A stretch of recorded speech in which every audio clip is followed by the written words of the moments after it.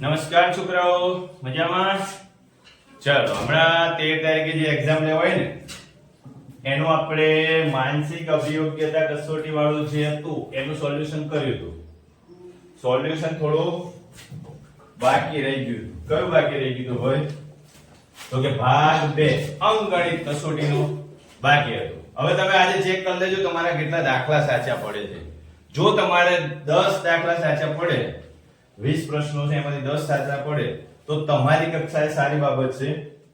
આપણી શાળા પૂરતી જ વાત છે હો, આખા ગામની વાત નથી. દરેક પ્રશ્નના સંભવિત ઉત્તર જેને ABCD માં આપેલો, આમાંથી ફક્ત એક જ ઉત્તર સાચું હશે ને એ ઉત્તરનું ચયન કરવાનું. ચયન એટલે તમારે સિલેક્ટ કરવાનું છે અને એને OMR શીટમાં બતાવવાનો છે. ચલો આપણે જોઈશું હવે.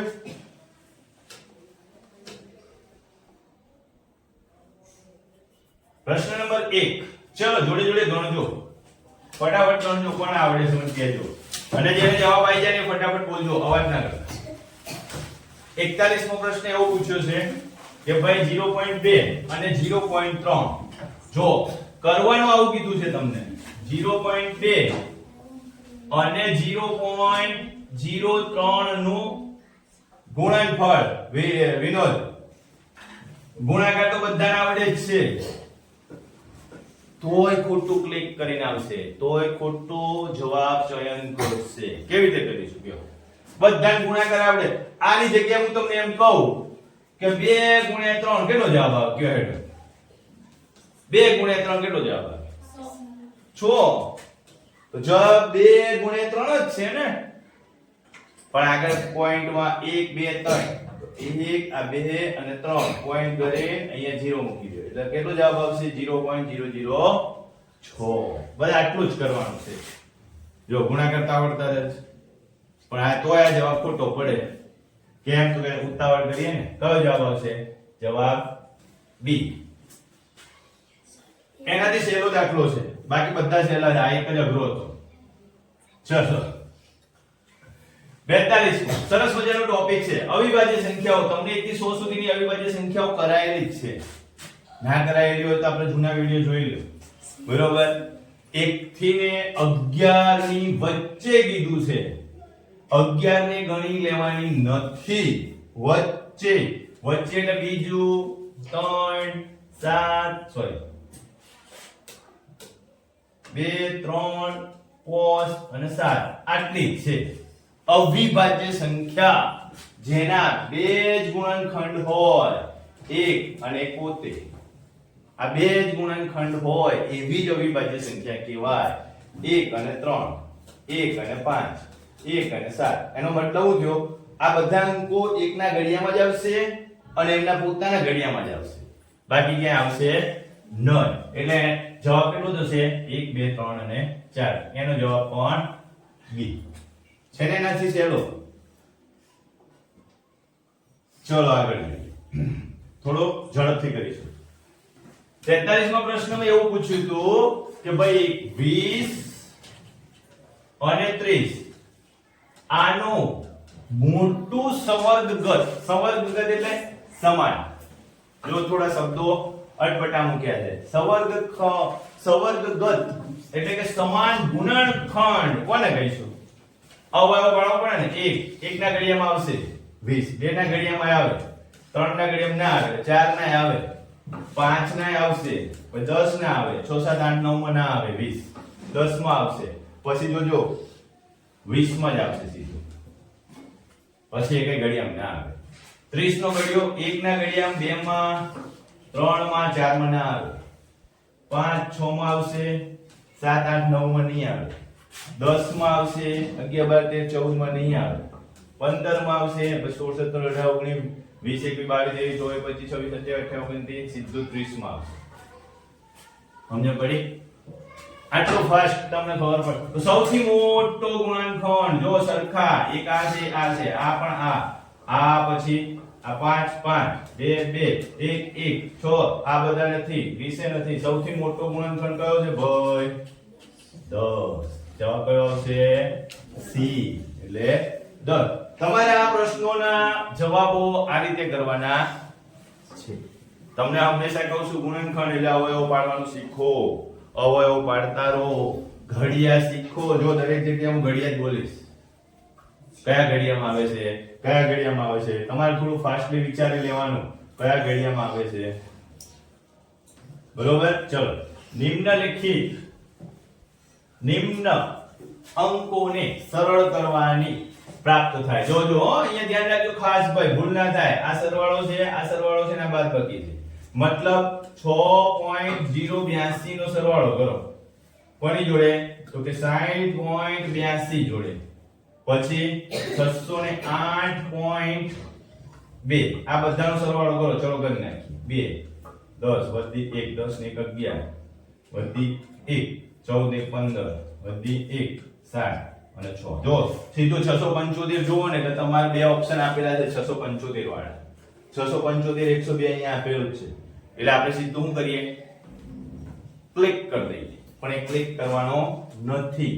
675 102 આવો જવાબ આવ્યો. હજી આ બાકી છે. શેન બાકી? 0.6082 અહીંયા 0 મૂકી. આની બાદબાકી કરો. હવે કરો બાદબાકી. ચલો બાદબાકી કરો. અહીં દસકો લ્યો. ક્યાંથી લઈશું? અહીંથી લઈશું. 4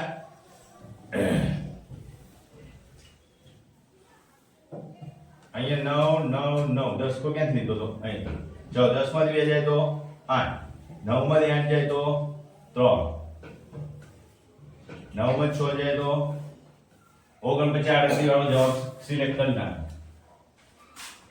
પાછળના 4 આંકડા આવે એટલે જવાબ સિલેક્ટ કરી દેવાનો. ત્યાં જવાબ આપણી જોડે ટાઈમ હોય નહીં. બહુ હરખ થતો હોય, બહુ ઝડપ હોય તમારી તો ગણી નાખવાનો. જવાબ તો એ જ આવશે. બરોબર. ચલો ફટાફટ આગળ વધીશું. તમારે જાતે ગણતા જવાનું છે. જો આ દાખલામાં બધા મોટા ભાગના ભૂલ પડી હશે. કેમ ભૂલ પડી હોય લક્ષ્મીબેન? 45 નો દાખલો હતો. ભૂલ પડવાનું કારણ એને આવું કર્યું છે કે 9 9 9 9 ગુણ્યા 9 9 9 આનો ગુણાકાર કરો. હેડો થાય છે તમારથી અત્યારે ફટાફટ. કેટલી વાર લાગે? આ તો હું કરું તોય ભૂલ પડે. બહુ ધ્યાન રાખવાનું. જેટલા આંકડા હોય, જો અહીંયા 4 આંકડા છે. કેટલા આંકડા છે? અને અહીંયા 3 આંકડા છે. 4 આંકડાનો 3 આંકડા સાથે ગુણાકાર થાય ને એટલે 7 આંકડામાં જવાબ આવે. 4 આંકડાનો ગુણાકાર 3 આંકડા સાથે થાય એટલે કેટલો જવાબ આવે? 7 આંકડામાં જવાબ આવે. જોઈ લો બધા. આ 3 6 આંકડા છે. આ 6 આંકડા, આ 6 આંકડા. જવાબ શું આવ્યો? હા, સીધો. ગણવું હોય તો ગણી લો. ગુણાકાર તો તમને આવડે જ છે. ગણી લે, આ જવાબ આવશે. 7 આંકડા 1 2 3 4 5 6 7. પેપરમાં ગણવા બેસાય નહીં. કેમ?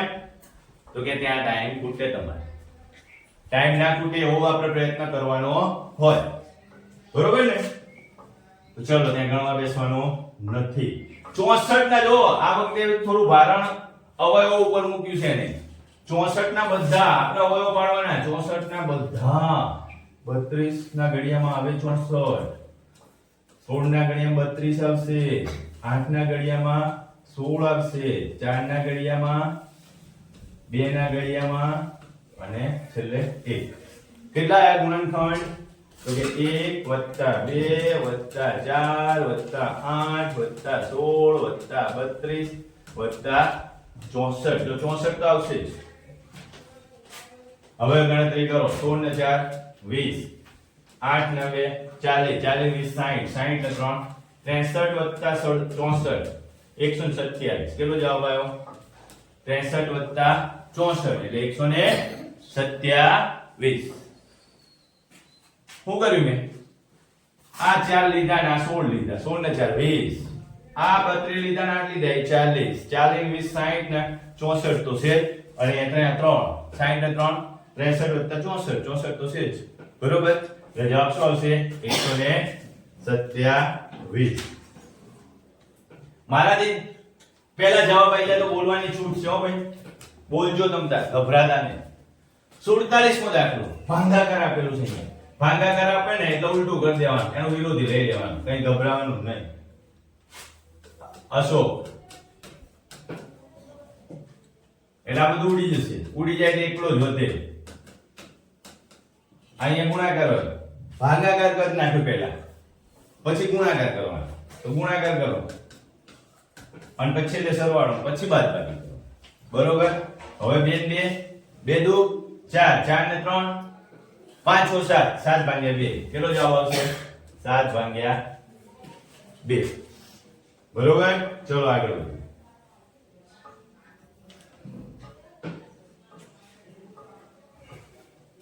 આ 38 દાખલો છે. 100 સેન્ટીમીટર નો વર્ગ આપેલો હોય, એના મીટરના વર્ગમાં ફેરવવાનું છે. એટલું સમજો કે 1 સેન્ટીમીટર નો વર્ગ હોય એનો મતલબ શું થાય? ભાગ્યા 1000 100 આવશે. બરોબર. તો એના મીટરમાં વર્ગમાં ફેરવવાનું છે. શું જવાબ આવવો જોઈએ ભાઈ? તો કે 100 એના છેદમાં 100 ગુણ્યા 100 એટલે 10000. કેટલા આવશે? 10. 2 મીંડા ઉડાડી તોય 2 મીંડા વધશે, એટલે જવાબ શું લખવાનો? 0.01. તો જવાબ કેટલો આવશે? 0.01. આ છે જવાબ, મીટરનો વર્ગ. હંમેશા યાદ રાખવાનું, સેન્ટીમીટર માંથી મીટરમાં જવાનું હોય ને તો નાનું થાય જવાબ. ભૂલ ના કરતા. આમાં 100 આપેલું છે તો તમારે ભૂલથી 10 લખાઈ જાય, 1 લખાઈ જાય, જવાબ નાનો થાય. બરોબર. મીટર માંથી સેન્ટીમીટર માં જવાનું હોય તો જવાબ સેન્ટીમીટર માંથી મીટર માં જવાનું હોય તો જવાબ નાનો થાય. પણ મોટા એકમમાં ફેરવવાનું હોય, મીટર નું સેન્ટીમીટર માં ફેરવવાનું હોય તો જવાબ મોટો થશે, એનું મૂલ્ય નાનું કહેવાય. બરોબર. ચલો 50 પછી 49. લ્યો આવું પૂછવાનું. આ તો એના બધા કરતા હેલો છે. 0.1 0.1. જોજો આનો જવાબ કોઈને આવડે છે? આનો આવડે છે? ચલો બંનેના જવાબ સરખા જ આવે, થોડું ઘણું ફેરફાર થાય. 1 × 1 × 1 બરાબર 1. શું આવે? 1 જ આવે ને. હવે જોજો, આ 1 2 અને 3 પોઈન્ટ છે, એટલે 1 2 અને 3 આટલા પોઈન્ટ, આટલા પછી પોઈન્ટ આવે એટલે જવાબ શું આવશે? 0.001 એટલે b આવશે. બરોબર છે સરખું? થોડું વિચારવાનું છે, પોઈન્ટ કેવી રીતે આપણે ઉપયોગ કરવાનો છે એ. લ્યો આ વખતના પેપરમાં બધા દાખલા મોટા ભાગના છેલ્લા મૂકે.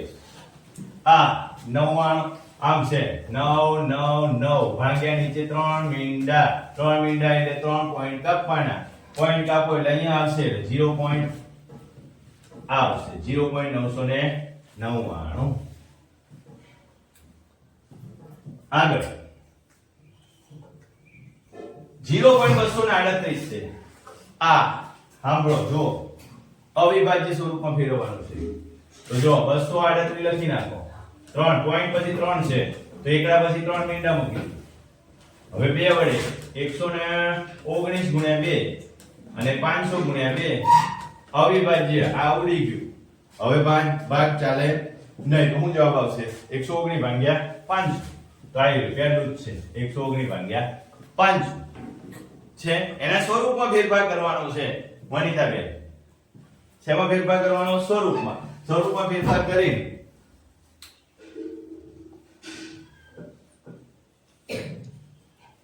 ચલો આ દાખલો તમને વાંચશો એટલે તમને એવું લાગશે કે ભાઈ આ તો બહુ અઘરો છે, પણ એવું નથી. દુકાનદારે 200 ની દિવાલ ઘડિયાળ ખરીદી. કે કામ ખરીદી? 200 માં. હવે 40 રૂપિયાના લાભ સાથે વેચવાની છે તો લાભ તો ઉમેરી જ દેવો પડે ને, એટલે કેટલા વેચવી પડે? 240 માં. તો જવાબ છે સીધો સરવાળો. વાંચતા જાવ જવાબ આવી જાય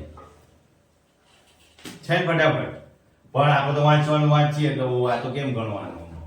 હે પાયલબેન, આ કેમ થાય? ચલ 53. એક લંબચોરસના બધા અંતઃકોણ. ભાઈ આવો લંબચોરસ હોય, એક વસ્તુ સમજજો. લંબચોરસ અંદરના અંતઃકોણ એટલે અંદરના બધા ખૂણા 90 ના હોય. કેટલા હોય? 90 ના હોય. એટલે 9 ચોક 36 કેટલા થાય? આવી 360. કોઈ ના જતા બેન્ચીસ ઉપરથી પડી ના જતા.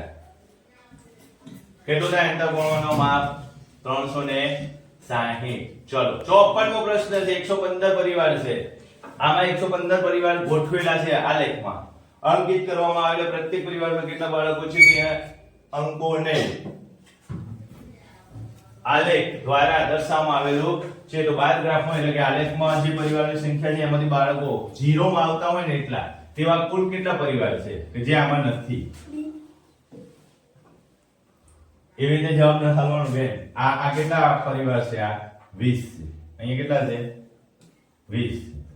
અહીંયા કેટલા છે? 30. અને અહીંયા કેટલા છે? 35. કરો ટોટલ 50 50 80 85 છે. ટોટલ પરિવાર કેટલો હતો? 115 નો. આલેખમાં કેટલા પરિવાર છે? 85. એટલે 8 પછી 9 10 30. કેટલો જવાબ આવ્યો? 30 પરિવાર એવા છે કે જેનો જવાબ એ નહીં આવે છે. જવાબ 8 છે. ફરીથી ઉતાવળ કરીએ કે ભૂલ કરીએ આપણે. 20 ને 30 50 50 ને 35. હા આ રહી ગયા ને 5 50 ને 35. હા 5 રહી ગયા ભાઈ. 5 રહી ગયા એટલે કેટલા ઉમેરવા પડે? 90. આ 5 ઉમેરવા પડે ને. ઉતાવળ કરવાની નહીં. 5 માં 0 જાય 5 પછી 9 10 11 25. હવે આવે જવાબ.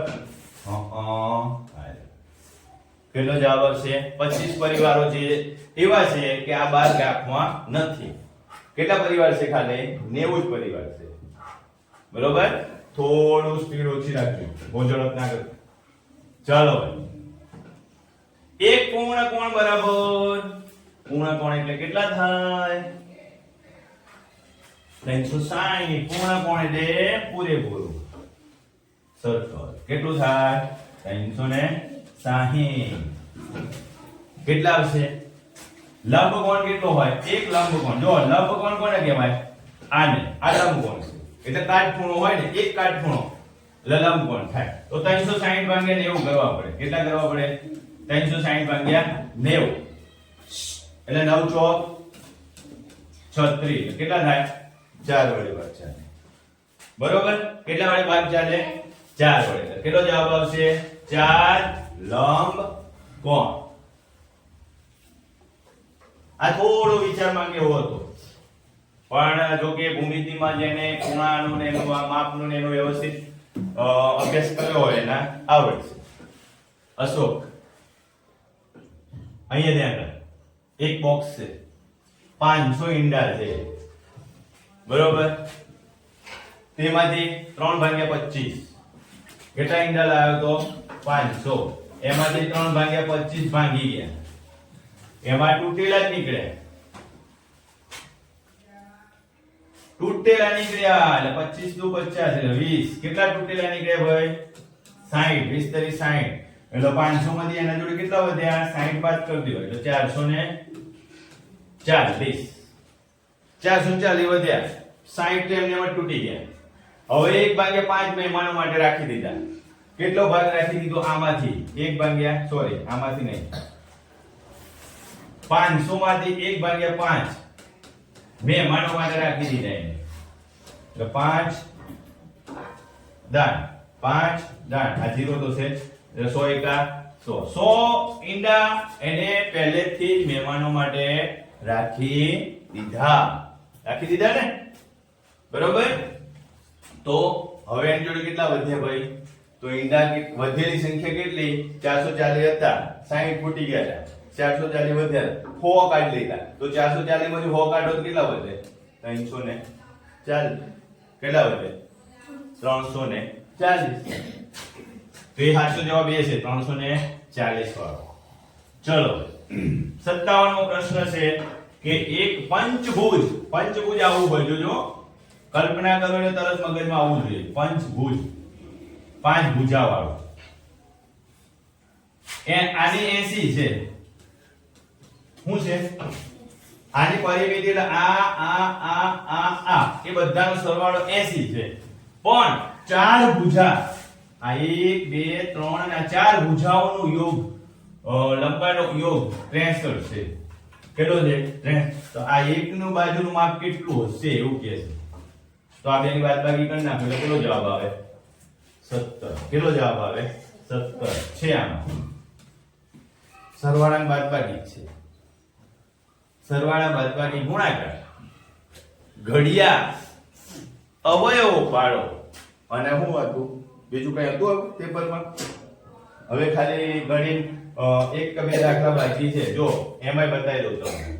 સમય વાળો આવે. જો આ તો તમારે જાતે કહેવાનું જ મને. 58 એક રેલગાડી પ્રાતઃ 10:45 એ ઉપડી. કેટલા વાગે ઉપડી?